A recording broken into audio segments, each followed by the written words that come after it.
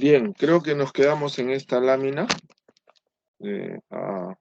hablando de la demostración de cómo el aparato inmune malogra la fibra de mielina y la conducción se retarda o no pasa. Entonces, todo lo que es estímulo periférico no llega al cerebro porque hay fallas en diferentes conexiones. O puede suceder al revés, que yo quiero ordenar que este miembro se mueva y no lo puedo hacer.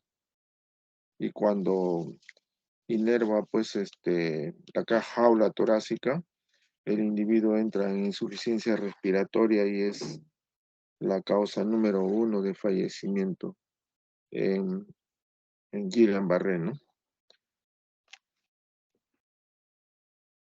Ahora bien, cuando tiene uno axón, hay unos nódulos de Ranvier que son muy proclives a ser atacados porque precisamente no tienen una vaina de mielina gruesa, ¿no? Entonces aquí se adosan los anticuerpos y luego vienen los linfocitos y se llevan de encuentro pues la mielina que tiene este axón, ¿no? ¿Por qué? Porque en esta zona está más desprotegida eh, esta prolongación de la neurona.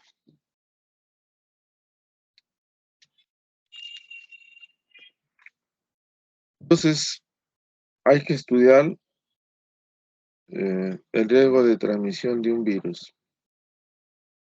Según la bibliografía, dice presencia del vector en el entorno de 200 metros. Efectivamente, cuando uno va a zonas de selva, puede uno encontrar estos vectores a unos 200 metros de la vivienda. Introducción del virus por viajeros de zonas infectadas también es cierto, pero con la diferencia de que el viajero entra y sale como a su casa, al país, ¿no? Sobre todo en la frontera norte, en la frontera con Puno, en la frontera con Colombia, ¿no? Es fácil de ingresar. Ustedes pueden ver cómo venezolanos dan un golpe acá en Lima y salen a Venezuela por un tiempo y otra vez retornan. Entonces, es un círculo vicioso que no se puede controlar esto. Presencia de población susceptible a la infección en el espacio y el tiempo de un caso importado virémico con vector transmisor, eso se cumple pues a cabalidad, ¿no? Viene algún viajero, ya les contaba de que en el caso de Zika venía de Colombia, y entonces ingresa al Perú cuando se le detecta, pero si no se le detecta, este es un paciente que puede seguir infectando vectores y transmitirse la enfermedad en forma continua. Ahora, ¿existe posibilidad que el virus se encuentre en condiciones favorables? Por supuesto. Ustedes conocen perfectamente el fenómeno del niño, ¿no? Donde las aguas tibias llegan a Lima, las aguas del norte llegan a Lima, ¿no? Y entonces el mar sufre un ligero entibiamiento, que es la delicia de los playeros como yo, pero en el norte se desatan unas lluvias torrenciales, ¿no? Eso tiene una explicación que ya les voy a decir por qué.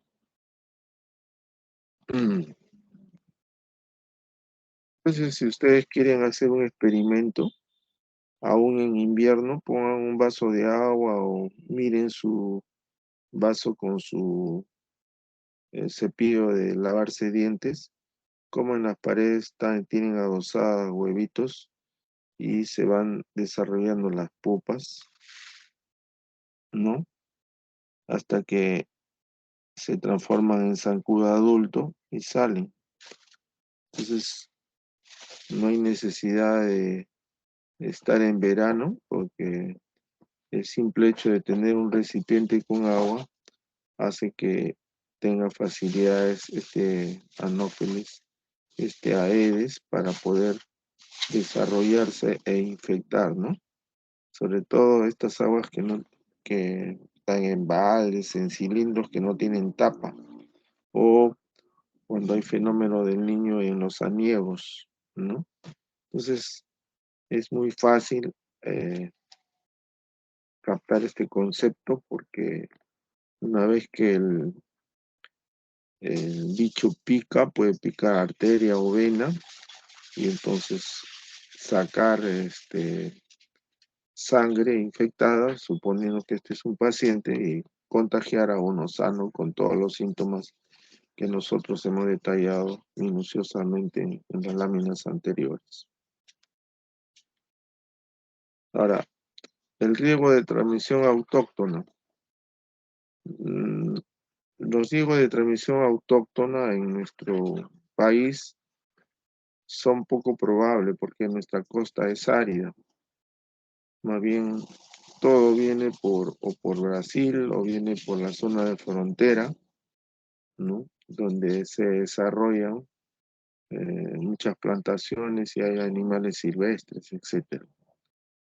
Entonces, con el tiempo eh, pueden transmitir infecciones que tienen ellos, como la encefalitis equina, como el dengue, etc. Y ustedes tienen idea por qué nuestras costas son áridas.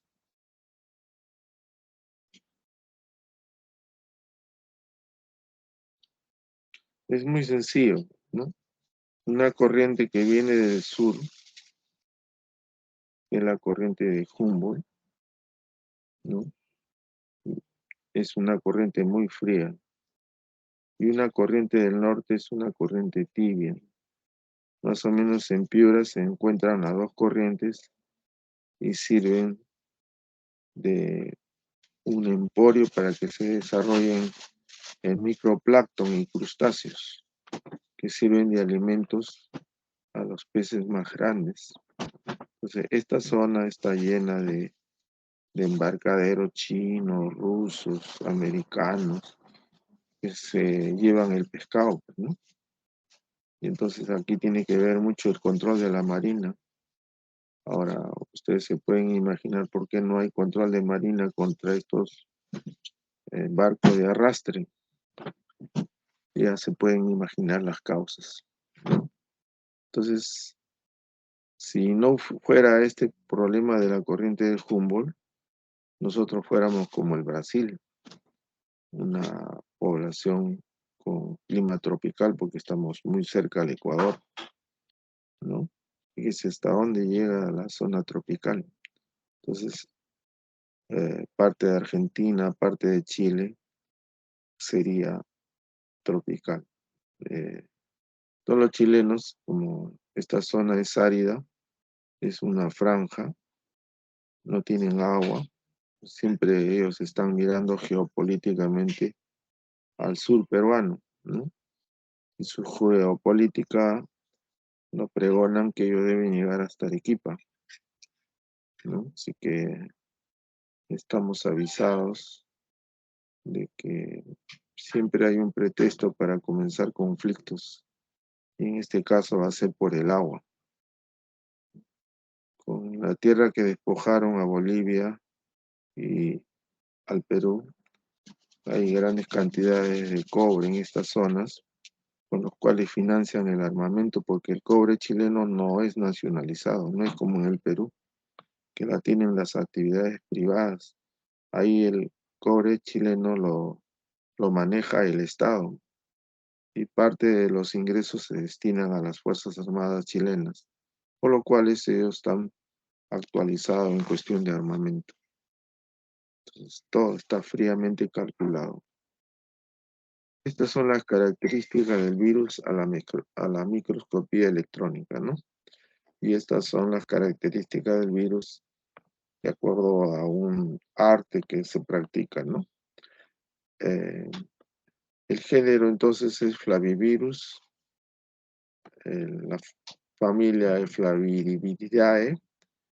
eh, Tenemos que esto pertenece al Zika, al virus occidental, a la fiebre amarilla, al dengue, a la encefalitis japonesa. Es un virus RNA, o sea, es uno de una cadena, incubación de 3 a 12 días, envuelto en un- una cápsula nucleocápsida icosaédrica.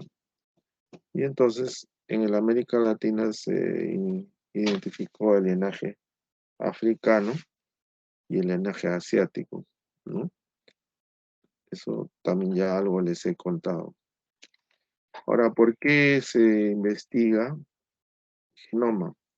El genoma se investiga porque uno tiene, a lo largo de este genoma, debe haber alguna proteína, ¿no? Que podamos atacar para que impida el desarrollo de este virus, o debe haber otra proteína que sea, digamos, un antígeno en la que se pueda estudiar vacuna.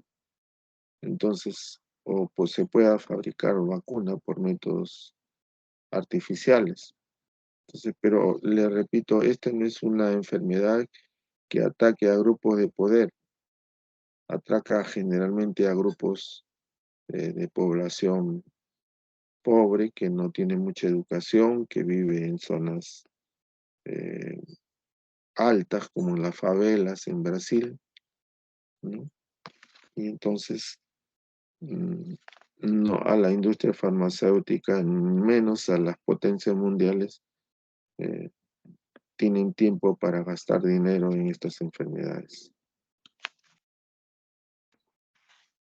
Entonces, acá tenemos la membrana,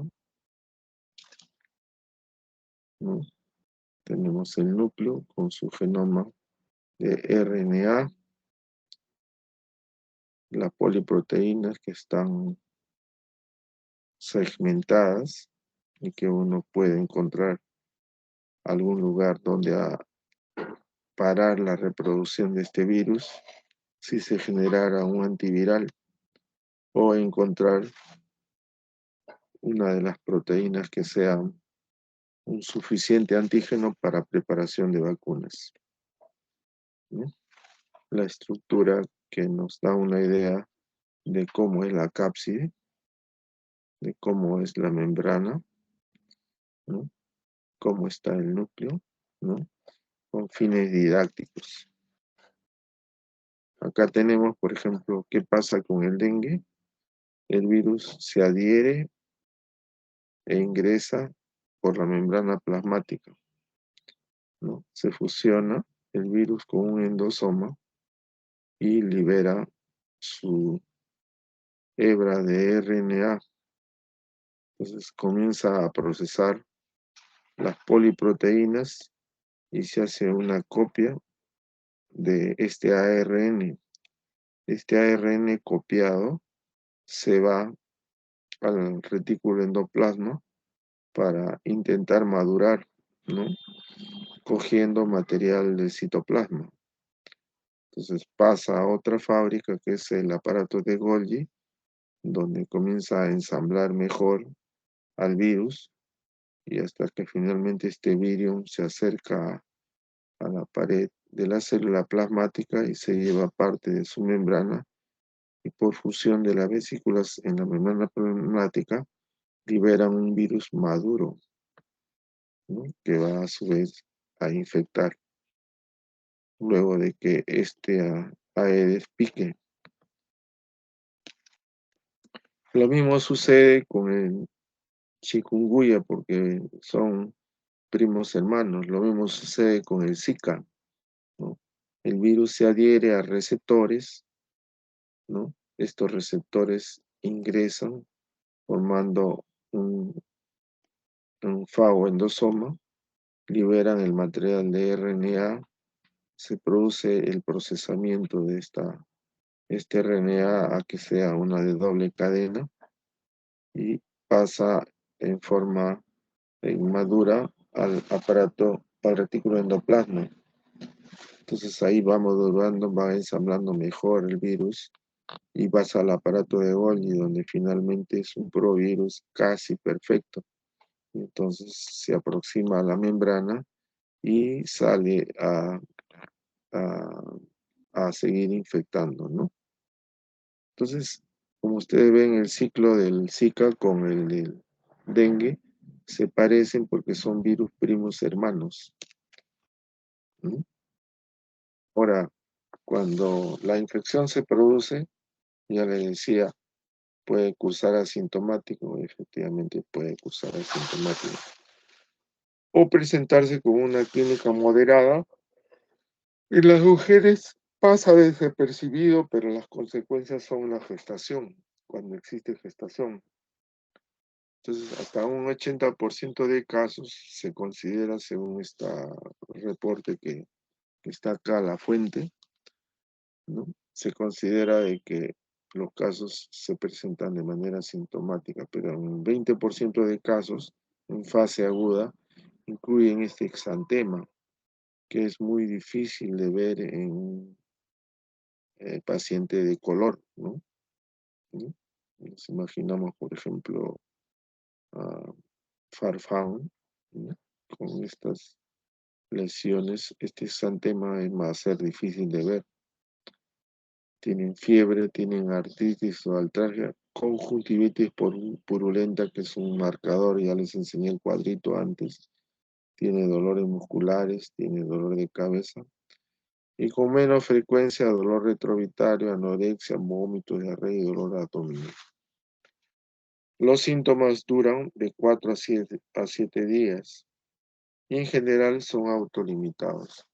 El problema radica si es que es picado una gestante o una señorita que viaja a la zona de selva por luna de miel. Entonces ahí viene mi problema.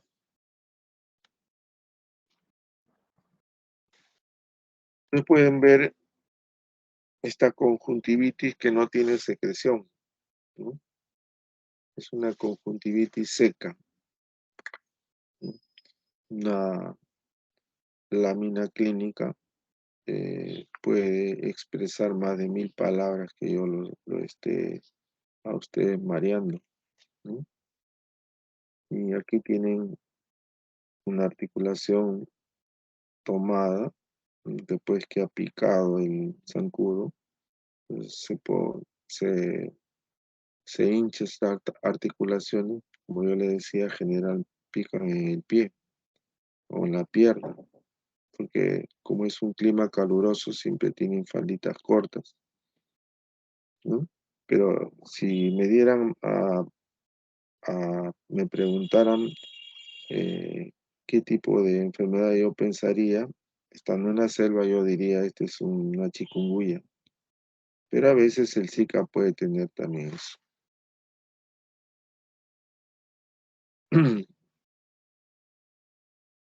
Entonces tenemos conjuntivitis no purulenta, el exantema, ¿no? Y la lesión articular con edema.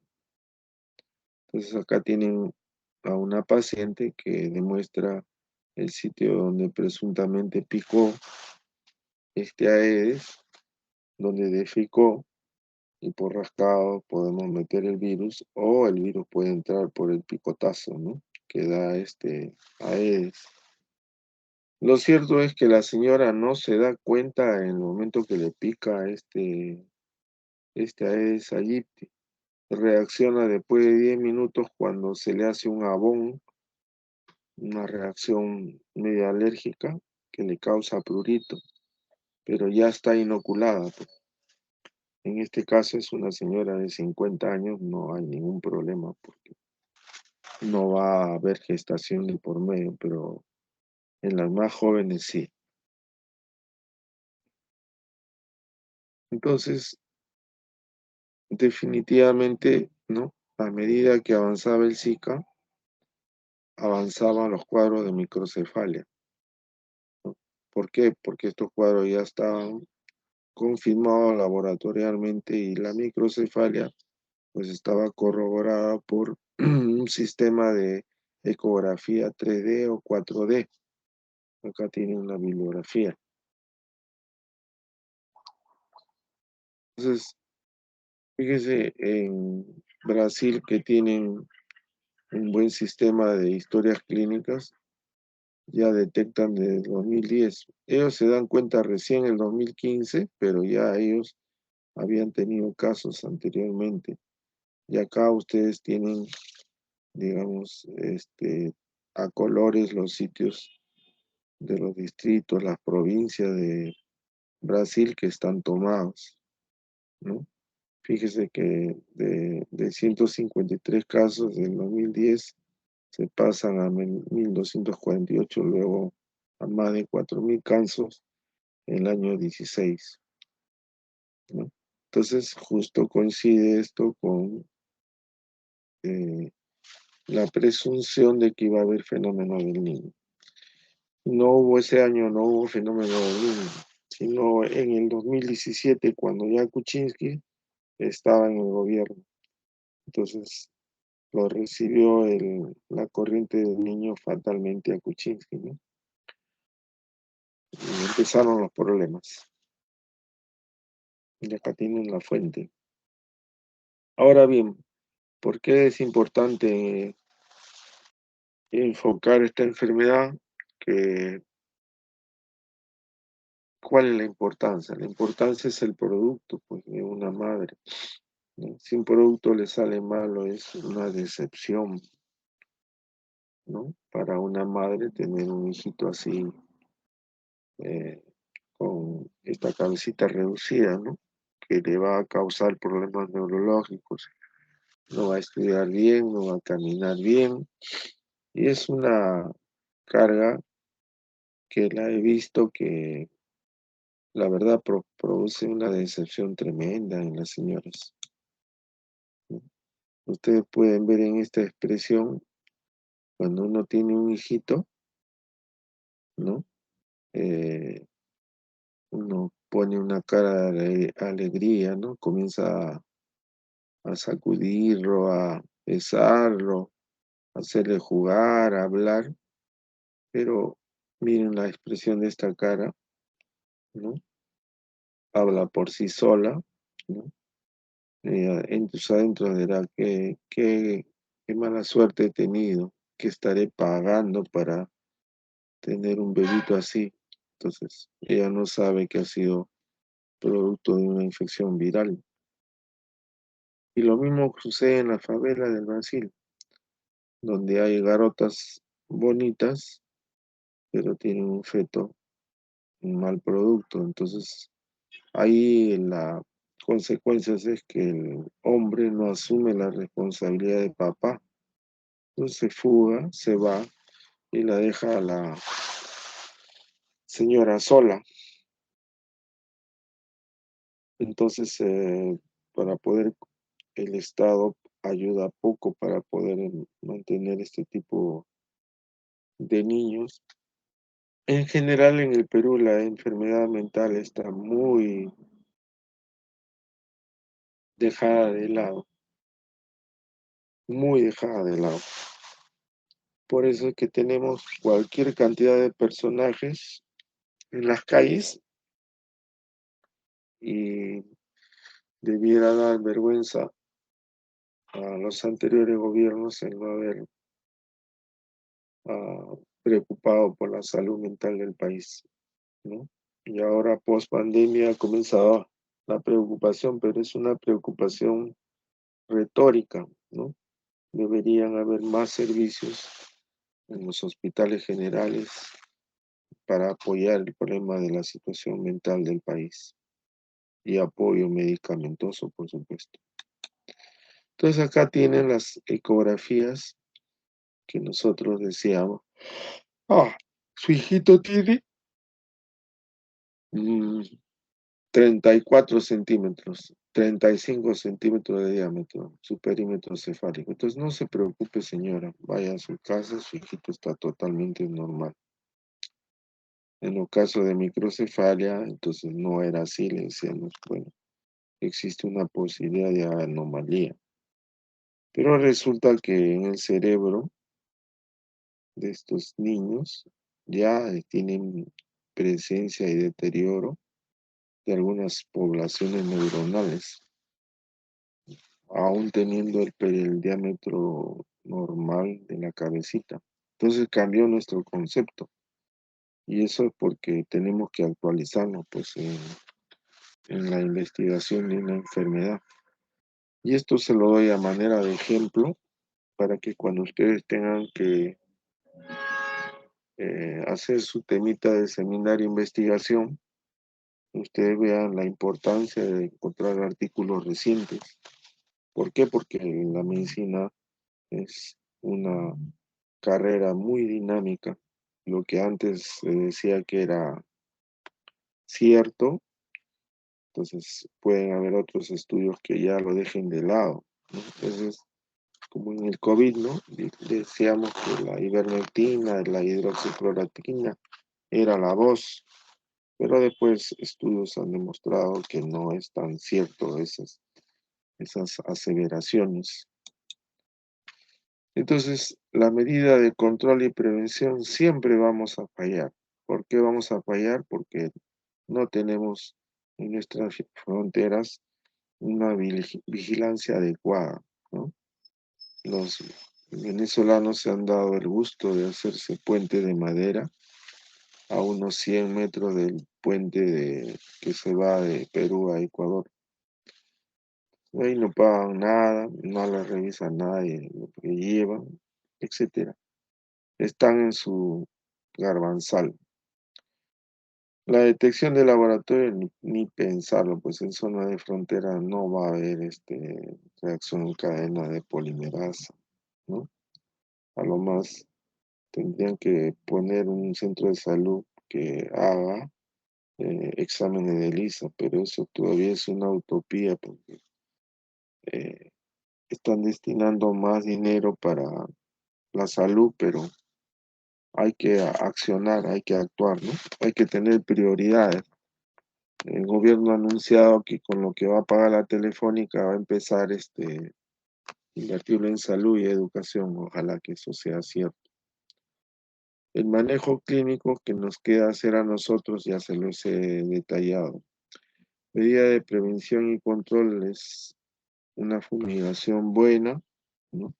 Evitar usar, tener exposición de los brazos y las piernas aún estemos en zonas calientes, entonces para eso podemos emplear ropa de percala bien delgada, ¿no? Que no, que no genere mucho calor en nuestro organismo, pero sí que nos proteja de las picaduras o usar insecticidas tópicos naturales y artificiales también. El manejo integrado de vectores, ¿no? Mediante la fumigación. Entonces, el control de viajeros, ¿no? Es un poco difícil porque solamente lo he visto en la entrada de Villarrica a Oxapampa. Hay una caseta que tienen tecnólogos y le dicen, a ver, muéstreme su carnet de vacunación para fiebre amarilla. No tengo. Ya, baja. Y ahí le aplican al instante la vacuna. Sí, pues la vacuna, ¿no? O sea, de 100 pasajeros que trae el ómnibus, solamente uno o dos tienen su carnet de vacunación contra fiebre amarilla para entrar a zona de cero. Y el resto no lo tiene. Y entonces, como los han pescado a la entrada de Oxapampa, lo vacunan. ¿Eso por qué? Porque hay descendientes de alemanes que tienen mucho cuidado de eso, ¿no? Porque sería muy triste para su turismo que comenzara una epidemia de fiebre amarilla en viajantes que no han tenido el cuidado de ponerse vacuna. Entonces, eh, esto sucedió en Ica a propósito del terremoto, ¿no?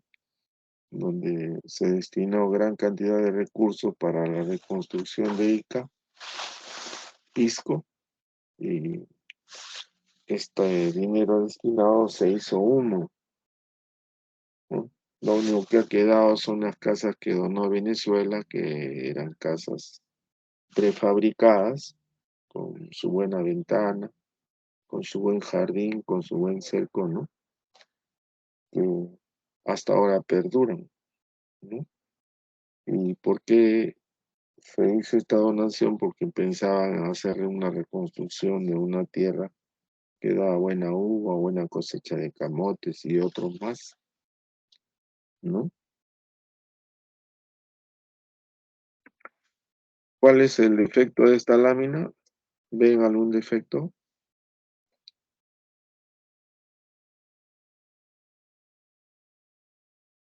Bueno, veo que no tienen ni idea. Bueno, estas fumigaciones requieren ropaje especial, ¿no?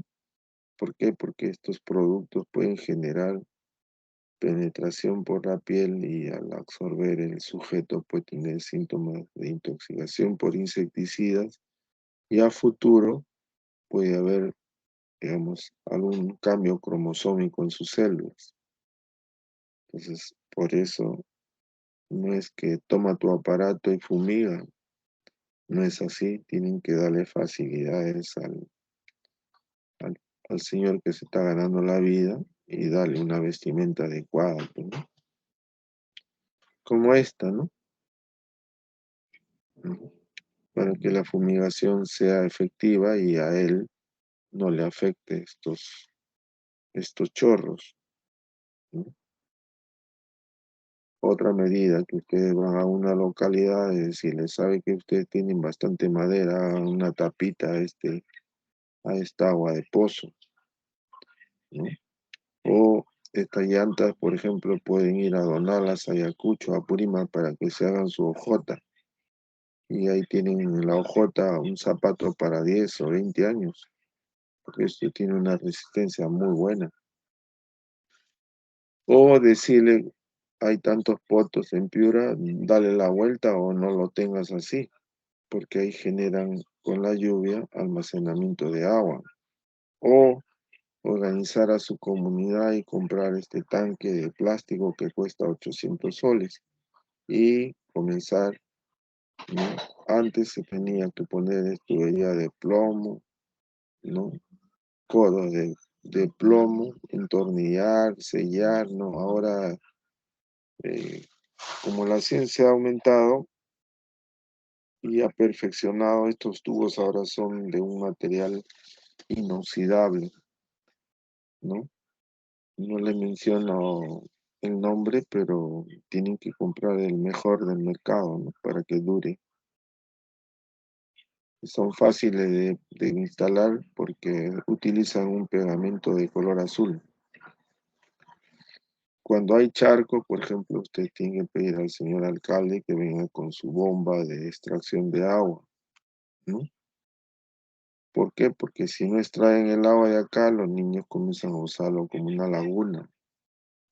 Y en la laguna puede haber ameba de vida libre, entrar por el ojito al cerebro o por la naricita al cerebro. Entonces se hace un charco que es una fábrica de digamos, aedes, ¿no? Que les gusta esos charcos. Si tienen su tapita, decirle pues una bolsita de plástico, tapen su agüita de lluvia,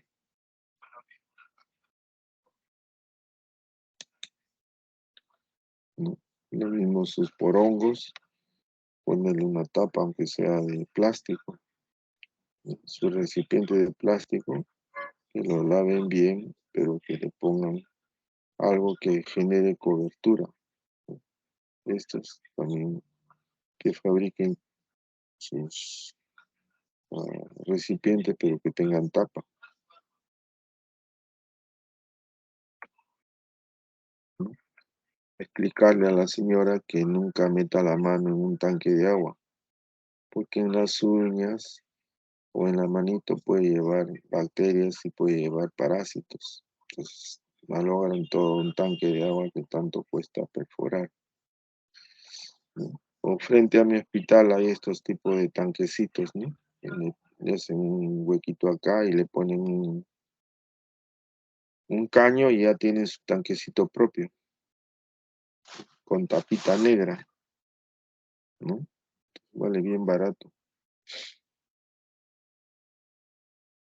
Y acá el ingenio humano es una bolsita de plástico, aunque sea viejito, pero está tapando el agua un balde tapando el agua, una tapa vieja, están usándolo como tapa, ¿no? Un mantel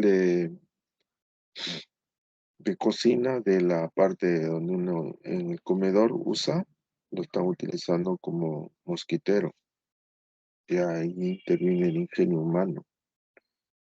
La vigilancia o control vectorial es pobre. ¿Por qué? Porque estos señores sanitarios pues vendrán a la muerte de un obispo a una localidad, ¿no? A enseñar a clorar el agua, etcétera. Es otro problema en nuestro medio, ¿no? Que no hay suficiente educación, ¿no?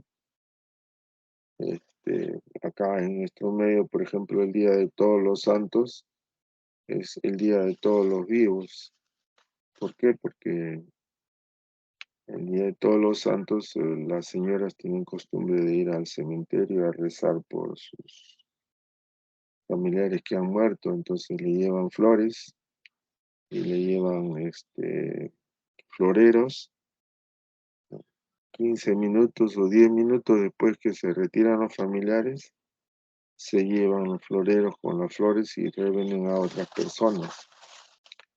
O cuando se muere el rey de la papa, o el rey de la cebolla en la parada, le hacen en su nicho, ¿no? Una lápida con la Virgen María, Jesucristo, el San Espíritu Santo, todo bien labrado en mármol. Al día siguiente vienen, lo destapan y ya pues no hay nada, ¿no? El, el que lo fabricó se lleva y, y le quita ciertas características, le borra el nombre, le borra alguno de los 10 santos que le han puesto y entonces ya no hay cómo identificar esa lápida y que es vendida por supuesto a otra persona, ¿no? Otros le meten reja de fierro pensando que con eso van a cuidar la lápida, ¿no? Pero las abren.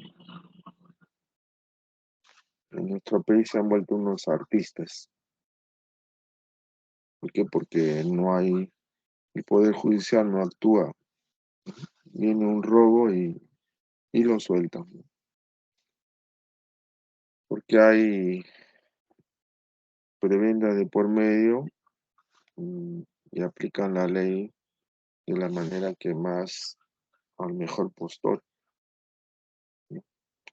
Entonces, cuando uno va a fumigar dentro de una casa, hay que hablar con los dueños de la casa para que se retiren, ¿no? Y contratar un personal con la suficiente confianza de que ellos no van a coger nada.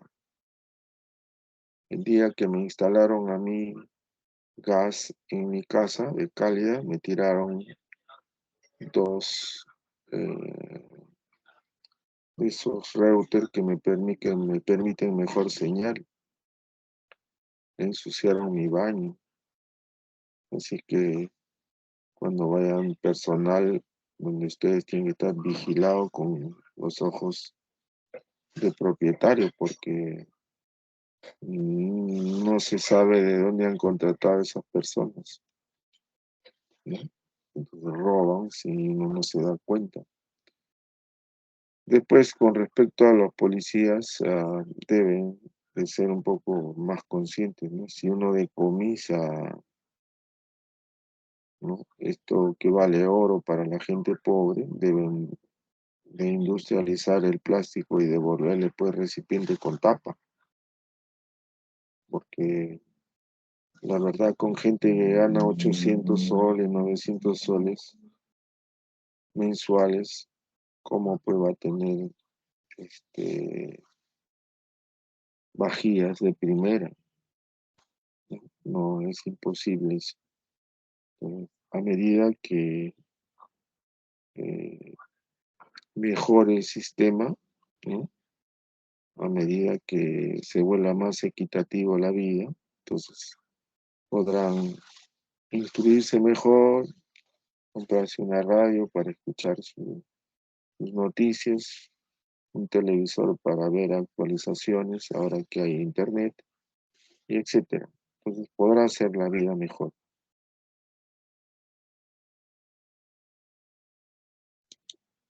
Bien, entonces el uso de repelentes, hay repelentes naturales, ¿no? Estos son extremidades de la selva central.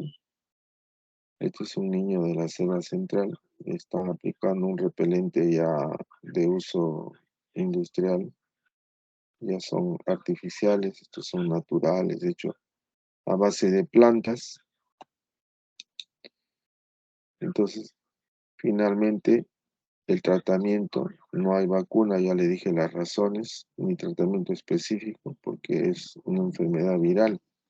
Entonces hay que decirle que repose, si tiene mucha fatiga, si tiene mucha fiebre, usar el paracetamol de 500 o de 1 gramo, hidratarlo si ha tenido mucha sudoración por fiebre o vómitos. Y se aconseja no usar aspirina porque podría incrementar el riesgo de sangrado. Si hay una persona que tiene más de un virus, ¿no? Incluyendo el del dengue, se va a producir estos fenómenos hemorragíparos, así que tendrán que improvisar una unidad de cuidados intensivos ustedes y buscar plasma, ¿no? Generalmente en los hospitales presentan aféresis de plasma.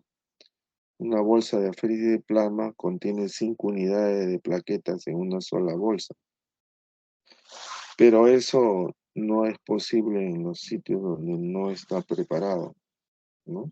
Debiera haber, pero no hay, pues la realidad de nuestro país es eso. Por eso que hay mortalidad por el dengue, ¿no? Dengue hemorrágico, el paciente la va a pasar muy mal. Entonces, utilizar mosquiteros, estos son hechos de metal, pero para pie diabético, y acá lo están usando para como mosquitero, ¿no? Aquí hay la hula de las chicas que les gusta la cintura delgadita, y lo usan como mosquitero. Acá hay un mantel, lo usan como mosquitero. Entonces, finalmente, entonces, un médico va a ir a un servicio rural a disfrutar del campo, pero hay que hacer camino, ¿no? Como hay que hacer camino, también haciendo docencia, ¿no? Agarrando al grupo de profesores y dándole charlas, replicando esta charla, por ejemplo, ¿no? Y comenzar en la localidad que ustedes estén, viendo las enfermedades más preponderantes de la zona, ustedes preparan sus charlas. Y ahora hay la ventaja de que teniendo su laptop pueden captar señales de, de Lima o tal vez de provincias o tal vez del extranjero, ¿no? Entonces la tecnología día a día va aumentando y se puede capacitar a médicos que van a los servicios rurales todos los días. Tal vez una charla de 1 o 2 horas sobre enfermedades preponderantes en la zona y ustedes van aprendiendo y se van capacitando. Pero hay que hacerlo, porque nadie lo va a hacer por ustedes. Hay que generar, por ejemplo, a propósito de la viruela del mono, buscan un speaker, en este caso el doctor Maguiña, y comienzan a pedirle, solicitarle de varias provincias que vaya, de su charla y al mismo tiempo mediante el Zoom, otros pueden beneficiarse de los conocimientos que él esparce. Entonces hay diferentes maneras de enfocar y tratar de solucionar los problemas de la atención primaria. No se olviden que al disertar sus artículos deben necesariamente que poner la referencia. ¿Qué pasa en el país? Cuando entraba a la SUNEDO se comenzaba a controlar más las tesis doctorales, de maestría o tesis de graduación o artículos que fabrican. Entonces, ¿qué detectó la SUNEDU? Plagios por aquí y por allá, ¿no? Entonces, hay universidades particulares que hacen maestrías express, doctorados express y artículos express. Todos son copiados, ¿no? De artículos extranjeros, porque los artículos nacionales todavía no tienen potencia en cuanto a la comunidad internacional. Y hay algunos artículos que comienzan a destacar, y entonces, ¿por qué es eso? Porque no hay incentivos. Cuando uno, como en mi caso, publico un artículo, me demoro mucho, invierto mucho, y si no le soy afín a las autoridades que están encargadas de publicar los artículos, simplemente bloquean. Entonces todo se ha vuelto un mercado y eso tiene que cambiar paulatinamente. En el caso de ustedes, como les digo, tienen terreno para generar un instituto de enfermedades tropicales y comenzar a cambiar realmente la situación de la investigación, ¿no? Pero para eso necesitan profesores, necesitan autoridades que realmente hagan universidad, ¿no? Donde no se tenga en cuenta las ideologías, sino la preparación de una persona, donde los ingresos sean a la universidad, sean realmente ingresos de calidad, porque si no se cuida la materia gris que entra a una universidad, entonces los productos serán malos, porque ya están acostumbrados de que el facilismo de entrar pagando, el facilismo de entrar mediante técnicas no sanas, entonces eso perjudica a la medicina porque para ser médico se necesita tener cierto coeficiente, ¿no? Cierto coeficiente de inteligencia como para poder entender las lecturas, entender los artículos, extraer lo mejor de un artículo para hacer una exposición. Entonces, la SUNEDU ha establecido ciertos parámetros para las universidades y si no les cumplen, están siendo cuestionados. ¿Por qué es? ¿Por qué es eso? Porque hay universidades particulares que se dedican, por ejemplo, a un estudiante de medicina paga 3.000 soles. Entonces la universidad tiene 250 alumnos. En el primer semestre, el segundo semestre tiene otros 250 que han ingresado con exámenes muy fáciles. Entonces no pagan impuestos. Y la ley no se cumple en censo estricto. Se dice que los hospitales del Estado son para estudiantes de medicina o universitarios que estén en universidades del Estado. Pero ¿qué pasa? Que la pandemia la han utilizado para meter eh, profesionales de otras universidades graduados por vía virtual y han copado los servicios. De manera que campo clínico para universidades públicas se ha hecho un problema. Y eso tienen que ver las universidades, tienen que ver las autoridades. Que le llamamos campo clínico, donde ustedes puedan hacer su práctica, donde pueden hacer el internado, el residentado.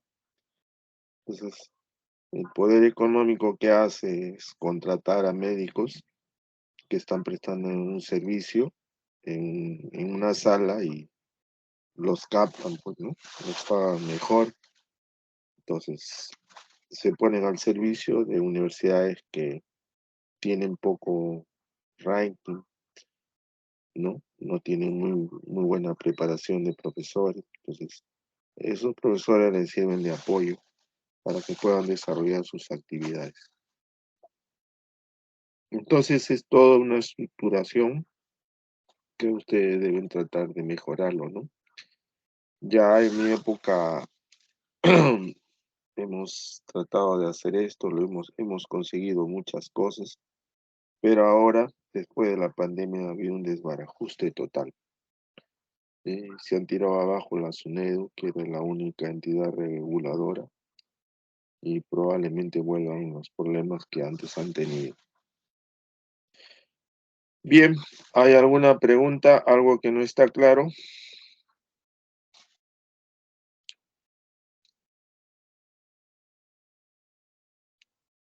Señores alumnos, ¿alguna pregunta?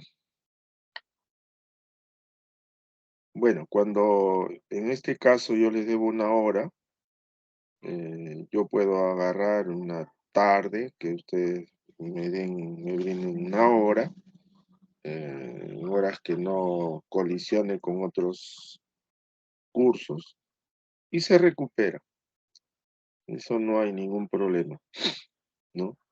Eh, el problema es que nosotros al trabajar en hospitales no podemos escaparnos de los servicios para darles una charla de 2 horas vía virtual y nos echan de menos en el servicio y nos están después fastidiando en las labores asistenciales.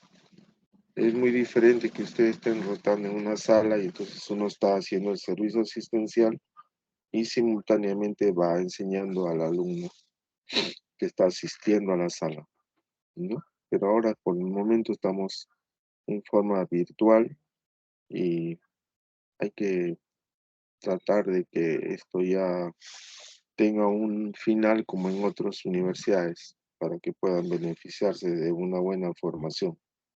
Eso es lo que yo les recomendaría.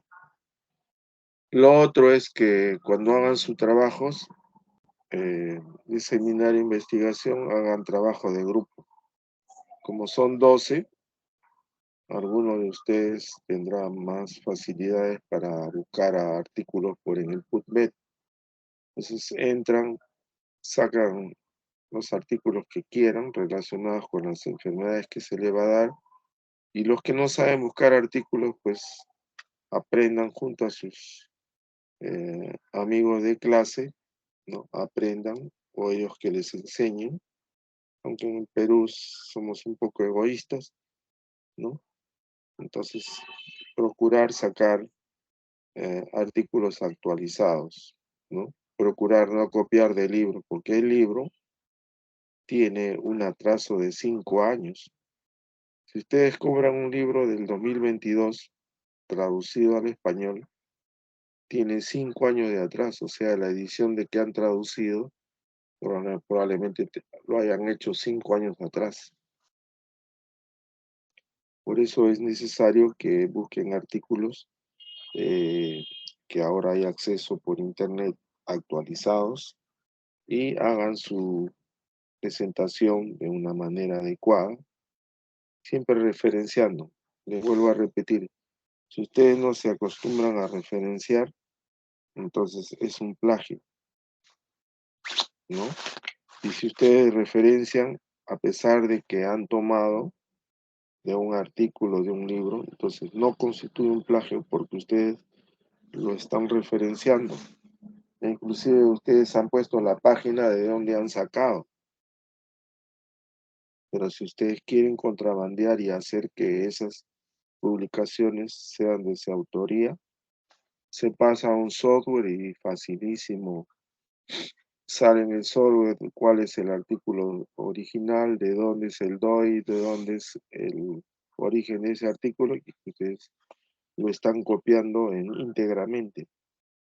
Entonces hay que tratar de irse acostumbrando. Esta es materia de entrenarse, ¿no? E ir adquiriendo conocimientos y haciendo bien las cosas. Si ustedes hacen bien las cosas, con la verdad van a llegar lejos, ¿no? Con las cosas, eh, con troperías, con haciendo mal las cosas, con métodos ilegales, pueden lograr, pero en algunos casos, cuando lo pescan, van a quedar ustedes mal parados, ¿no? Ustedes saben que la Universidad de San Marcos este, cuando había el virtualismo, ¿no? Eh, mm, Detectaron a 5 que habían hecho mal uso del Internet. Entonces, los 5, uno de ellos era un primer puesto. Los han sacado de la universidad y los han inhabilitado de por vida. Y entonces dieron una orden de que no hubiera examen de admisión vía virtual, sino que en ese tremendo estadio que tiene San Marcos, ahí se tomaba el examen. Ahí entran 80.000 personas, como si estuvieran viendo un partido, ¿no? Y ahí se toma el examen para evitar que entren personas o alumnos de manera no decorosa a la universidad. ¿Por qué hace eso San Marcos? Porque tiene que entrar pues buenos elementos que tengan buen coeficiente, ¿no? Entonces, ¿para qué? Para que la universidad caute buenos chicos que van a prestigiar la universidad. Pero si entran chicos que no tienen buen coeficiente, entonces la universidad va perdiendo prestigio, ocupando últimos lugares en concursos y ustedes mismos se van a ir desprestigiando porque cuando lleven un título de la universidad, no lo van a querer tomar porque proceden de una universidad que no tiene mucho ranking, ¿no?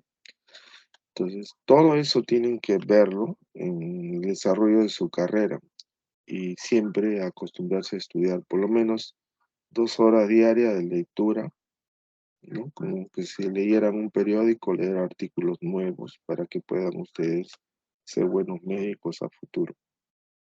Bien, ha sido un placer conversar con ustedes y ya les he dado las pautas cómo se va a desarrollar el curso. Como desgraciadamente ayer ha sido la primera clase teórica para mí, hoy día la concluyo y hoy día les he dado algunas pautas de cómo se va a desarrollar estas 3 semanas, ¿no? No hay problema con los profesores. Si alguien tiene problema, me dice y converso con el docente para que pueda recuperar carga académica, porque tampoco se puede actuar como un tirano, ¿no? Decir, doctor, usted está programada para las 10, pero si tiene que hacer un turno, tiene consultorio, puede decirle, ¿sabes qué, hijo? Usted me pueden dar una horita de 6 a 7, de 7 a 8. Hablando se entiende la gente, porque la labor asistencial tiene prioridad sobre la labor docente. ¿Por qué? Porque hay que enfermos que están esperando y que uno no los puede dejar de lado, ¿no? Entonces, hay que conversando se entiende y se arreglan las cosas. Nada con violencia, ni mal informando, etcétera.